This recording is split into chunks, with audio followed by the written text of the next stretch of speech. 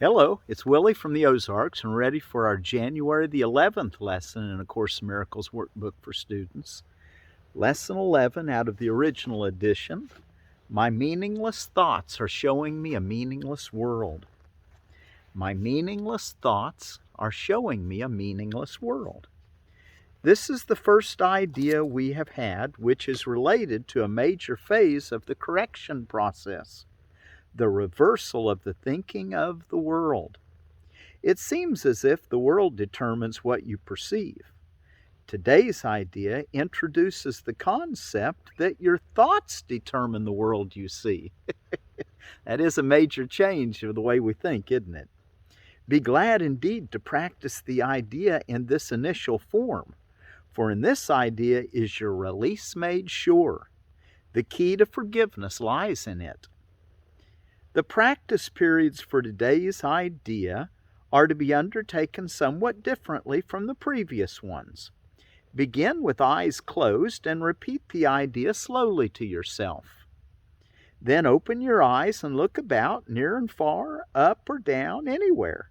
During the minute or so to be spent in using the idea, merely repeat it to yourself, being sure to do so without haste and with no sense of urgency or effort. To do these exercises for maximum benefit, the eyes should move from one thing to another fairly rapidly, since they should not linger on anything in particular. The words, however, should be used in an unhurried, even leisurely fashion. The introduction to this idea should be practiced as casually as possible. It contains the foundation for the peace, relaxation, and freedom from worry that we are trying to achieve. On concluding the exercises, close your eyes and repeat the idea once more slowly to yourself. 3 practice periods today will probably be sufficient. However, if there is little or no uneasiness and an inclination to do more, as many as 5 may be undertaken. More than this is not recommended. Okay, so what we're going to do is we're going to close our eyes. We're going to say our lesson, my meaningless thoughts are showing me a meaningless world. And then we're going to open them and just look around and unhurriedly say the lesson to ourselves as we're looking at things. And reminding ourselves, my meaningless thoughts are showing me a meaningless world. And then at the end of that minute, we close our eyes and say it again. And then that completes your lesson. Do that at least 3 times today. 5 if you find it enjoyable. Okay? All right. And let's go take a look in our text. We are ready for section 5 in chapter 3, Retraining the Mind, Perception versus Knowledge. I'm just going to read to you a few highlighted things I wanted to bring your attention to. And you don't have to really turn there. You might want to turn to section 5 of the Manual for Teachers and follow along when we get there. I did want to tell you about a couple things. I'm sitting on a south-facing slope on my property, kind of a rocky slope, but there's some moss growing here. You can see it right here behind me. And I found out that you can take moss and put it in a blender with some water, blend it up, and then paint it on things, and it'll grow. I think some people even add different growth things that help it grow. But water and the moss will do it if it's on the right medium. I've heard people put maybe some kind of nutrients, even sugar and flour in with it, and helps give it a start. But I thought, well, wouldn't that be really neat to build an earthen roof for a home and just spray it with moss and get a nice, beautiful green moss growing for a roof? Anyway, just ideas. Black mustard, I'm reading this out of the Baker's Creek catalog. Brassica nigra.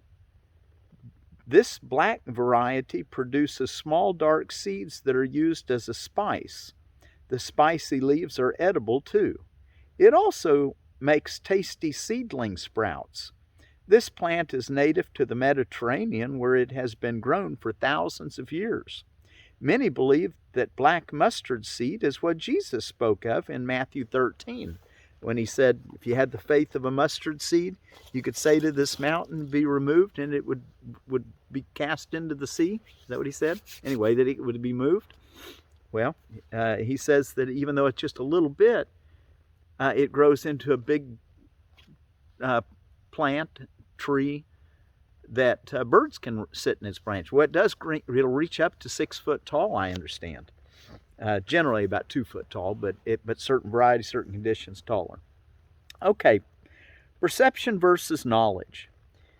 And the reason we have dealt so little with cognition is because you must get your perception straightened out before you can know anything. To know is to be certain. The miracle is a way of perceiving, not of knowing. It is the right answer to a question, and you do not ask questions at all when you know. Questioning illusions, however, is the first step in undoing them. The miracle or the right answer corrects them.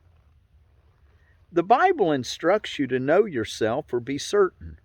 Certainty is always of God. When you love someone, you have perceived him as he is, and this makes it possible for you to know him.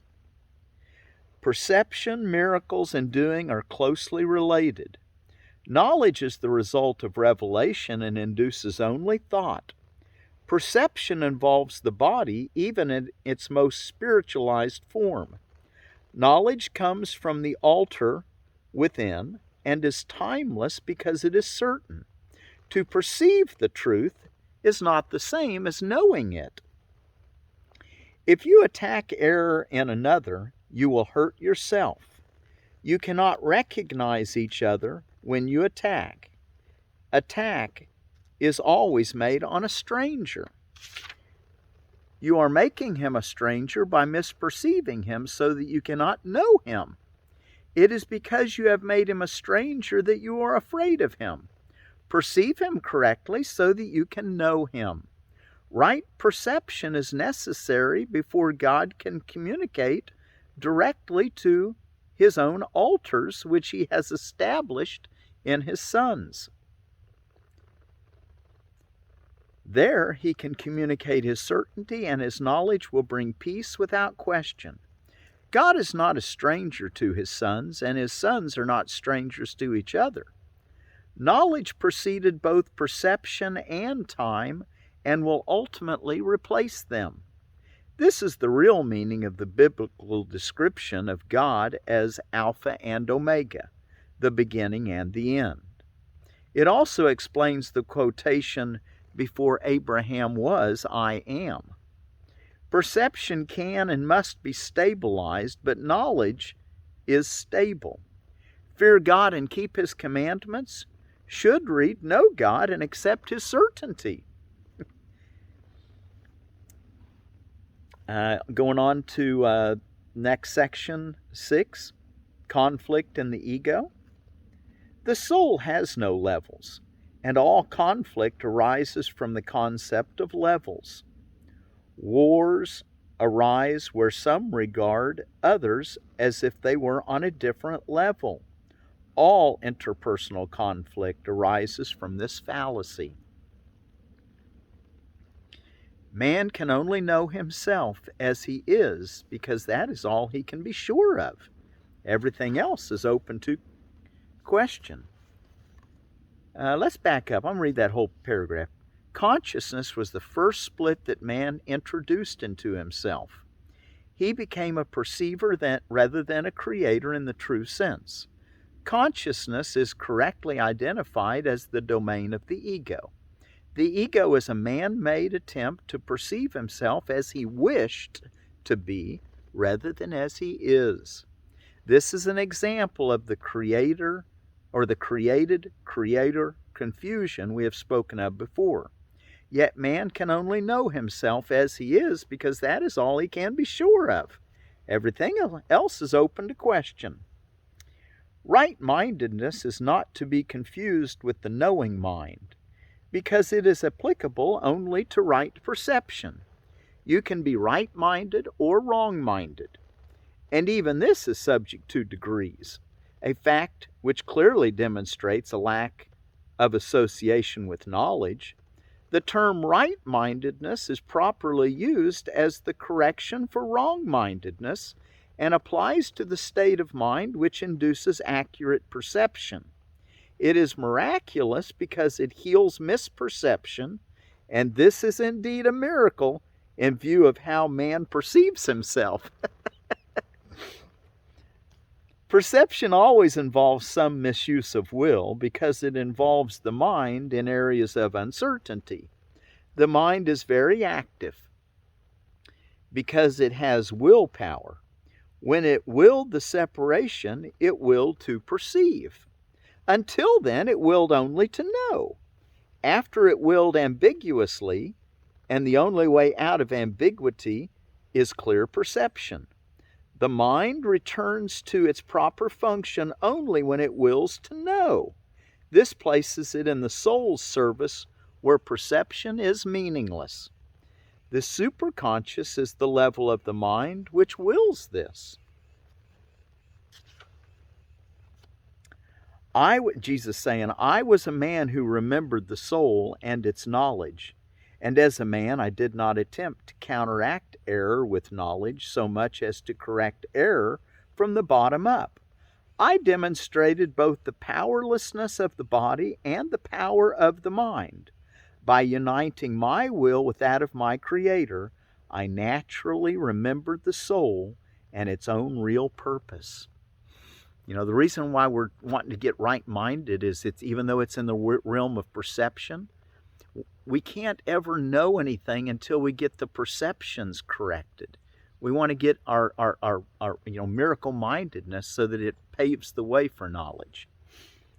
That's why we want to learn to escape from anger, because that keeps us always unknowing. He'll talk more about this. I cannot unite your will with God's for you, but I can erase all misperceptions from your mind if you will bring it under my guidance. Only your misperceptions stand in your own way. Many are called, but few are chosen. Should read, all are called, but few choose to listen. Therefore they do not choose right. The chosen ones are merely those who choose right sooner. This is the real meaning of the celestial speed up. Strong wills can do this now, and you will find rest for your souls. God knows you only in peace, and this is your reality. So he's talking about the celestial speed up, which got edited out of our more basic version of the text from the Foundation for Inner Peace's version, which is a good version. It has the basics. But we're getting a little bit more understanding here. The celestial speed up is a new concept if you haven't been exposed to it, and that we're all help bringing it in. Okay, in section 7, the loss of certainty, we'll look at a few highlights there too. Since the separation, the words create and make have been greatly confused. When you make something, you make it out of a sense of lack or need. Anything that is made for a specific purpose and has no true generalizability. When you make something to fill a perceived lack, which is obviously why you would want to make anything, you are tacitly implying that you believe in separation. Knowing, as we have frequently observed, does not lead to doing at all. Man cannot perceive himself correctly. So, that's why we need guidance, we need help. It is noteworthy, however, that this ingenuity has almost totally divorced him from knowledge. This creative ability he has to make that implies lack and kind of keeps the separation in place has almost totally divorced him from knowledge. Knowledge does not require ingenuity. When we say the truth shall set you free, we mean that all this kind of thinking is a waste of time, but that you are free of the need to engage in it if you're willing to let it go. Prayer is a way of asking for something. Prayer is the medium of miracles. But the only meaningful prayer is for forgiveness, because those who have been forgiven have everything. Once forgiveness has been accepted, prayer in the usual sense becomes utterly meaningless. Essentially, a prayer for forgiveness is nothing more than a request that we may be able to recognize something we already have. Knowledge transcends all the laws which govern perception, because partial knowledge is impossible. As long as perception lasts, prayer has a place. Since perception rests on lack, those who perceive have not totally accepted the atonement and given themselves over to truth. Perception is a separated state, and a perceiver does need healing. Communion, not prayer, is the natural state of those who know. God and His miracles are inseparable.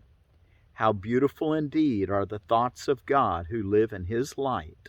Your worth is beyond perception because it is beyond doubt. Do not perceive yourself in different lights. Know yourself in the one light where the miracle that is you is perfectly clear. All right, let's go take a look now at the last section of how is healing accomplished. Yesterday we read the perceived purpose of sickness and the shift in perception. And it started off, I'm going to bring our attention here again. Healing involves an understanding of what the illusion of sickness is for. Healing is impossible without this. And then he paints this picture of us being that at some level, at a creative level that may be beyond our immediate understanding, we've created or made these problems we have in our life because we have something we want to learn because of them. Anyway, this is and maybe I just let him do the talking. Let me just read. So, the function of the teacher of God. If the patient must change his mind in order to be healed, what does the teacher of God do? Can he change the patient's mind for him? Certainly not. For those already willing to change their mind, he has no function except to rejoice with them, for they have become teachers of God with him. He has, however, a more specific function for those who do not understand what healing is. These patients do not realize they have chosen sickness. On the contrary, they believe that sickness has chosen them. Isn't that the case? Nor are they open-minded on this point. You know, hey, you don't tell me that I chose sickness. I wouldn't have chosen something like that. Is what you know what we're aware of that even something that we tend to want to say to ourselves. But we wanted to open our mind and realize that we are very, very creative and that there's nothing here that's happening that's outside of my choices. That's why we want to begin to watch the unwatched mind, the realm of the unconscious. The body tells them what to do and they obey. They have no idea how insane this concept is. If they even suspected it, they would be healed. Yet they suspect nothing. To them, the separation is quite real. To them, God's teachers come to represent another choice which they had forgotten. The simple presence of a teacher of God is a reminder. His thoughts ask for the right to question what the patient has accepted as true. His thoughts ask for the right to question what the patient has accepted as is true.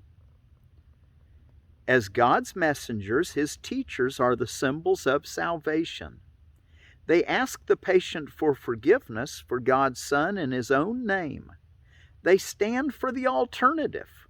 With God's word in their minds, they come in benediction, not to heal the sick, but to remind them of the remedy God has already given them. It is not their hands that heal. It is not their voice that speaks the word of God. They merely give what has been given them. Very gently, they call to their brothers to turn away from death. Behold, you Son of God, what life can offer you. Would you choose sickness in place of this? Not once do the advanced teachers of God consider the forms of sickness in which their brothers believe. Let's read that again. Not once do the advanced teachers of God consider the forms of sickness in which their brothers believes. To do this is to forget that all of them have the same purpose and therefore are not really different.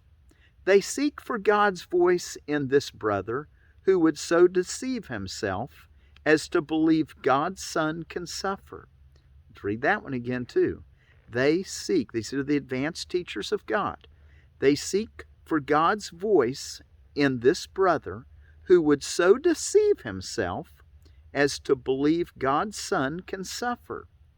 And they remind him, or her I might add, and they remind him that he has not made himself and must remain as God created him. They recognize illusions can have no effect. The truth in their minds reaches out to the truth in the minds of their brothers, so that illusions are not reinforced. They are thus brought to truth, and truth is not brought to them. So are they dispelled, not by the will of another, but by the union of the one will with itself. And this is the function of God's teachers, to see no will as separate from their own, nor theirs as separate from God's. Wow, I just love that.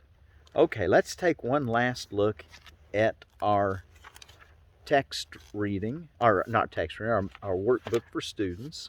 My meaningless thoughts are showing me a meaningless world. We've just made so many ideas and we've got trapped in them now. So now we're just asking for help, and we follow our peace.